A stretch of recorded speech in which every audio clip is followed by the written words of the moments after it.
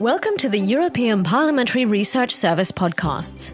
The European Union is revamping its rules on the treatment of urban wastewater to better protect the health of citizens and the environment, and to better align them with its climate neutrality and circularity objectives.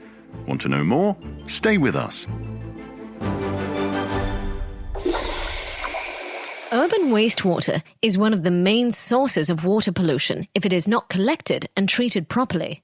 It is full of viruses and bacteria, fats and oils, solvents, detergents, microplastics, metals, and plenty of other substances discharged from homes and industry. That's why already 30 years ago the EU adopted common rules for the treatment of urban wastewater, establishing common requirements regarding infrastructure, treatment standards, and monitoring systems across the EU.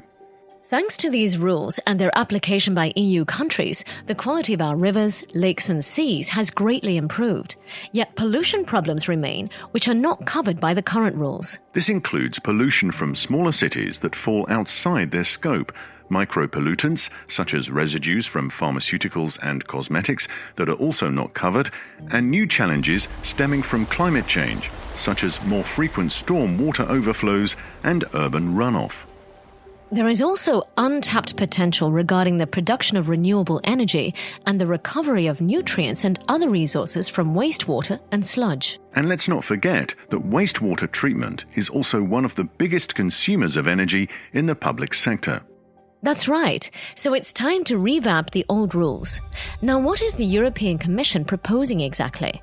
Here's Viviane Halleux from the European Parliamentary Research Service.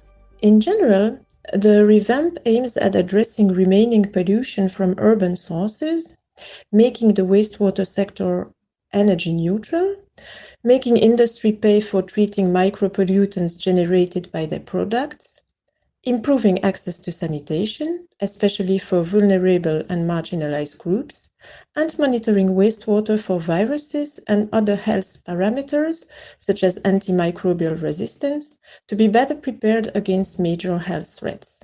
In concrete terms, this means that obligations to treat water will be extended to smaller cities with 1,000 inhabitants, from the current requirement of 2,000 inhabitants. To reduce pollution due to rainwater and help manage heavy rains, EU countries will also need to develop integrated urban wastewater management plans in large cities, over 100,000 inhabitants initially, as well as later for cities from 10,000 inhabitants where needed. At the same time, stricter standards will be introduced for the removal of nitrogen and phosphorus, especially in areas at increased risk of eutrophication, as well as micro-pollutants. And greenhouse gas emissions and microplastics will have to be carefully monitored.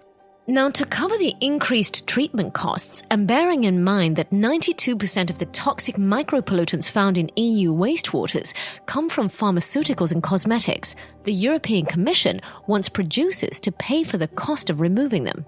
To align the directive with the Green Deal's ambitions, an energy neutrality obligation will be introduced for urban wastewater treatment plants.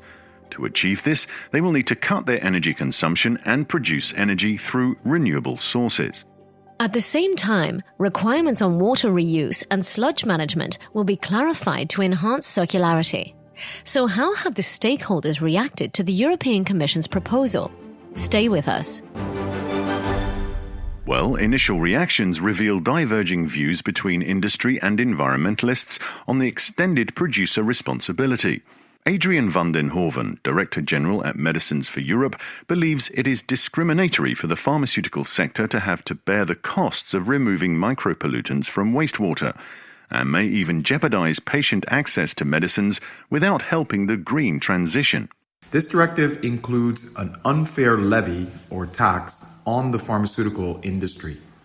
Our industry supplies the majority of prescription medicines that you will take as a patient. The evidence for which this tax will be applied to medicines is unscientific and unfounded. We highly recommended that this aspect of the Urban Wastewater Treatment Directive is seriously reviewed to take account of patient health and medicines access. On the other side of the debate, the European Environmental Bureau believes that producer responsibility should be extended to the full range of micropollutants ending up in urban wastewater.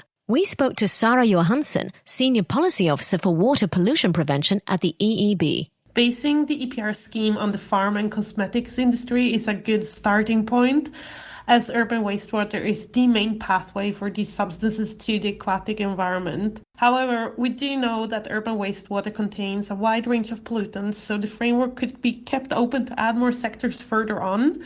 Not least textiles are a large source of microplastics that are transported via urban wastewater. In the European Parliament, the proposal is being studied by the Committee on Environment and Public Health. We spoke about it with Rapporteur Niels Torvalds. We are actually trying to be slightly more ambitious than the Commission.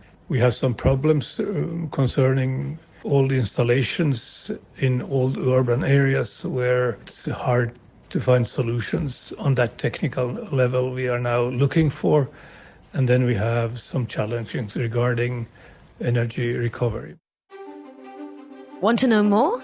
Check out Viviane Halleur's full policy brief on the EPRS website or in our app. This is a European Parliamentary Research Service podcast. Thanks for listening.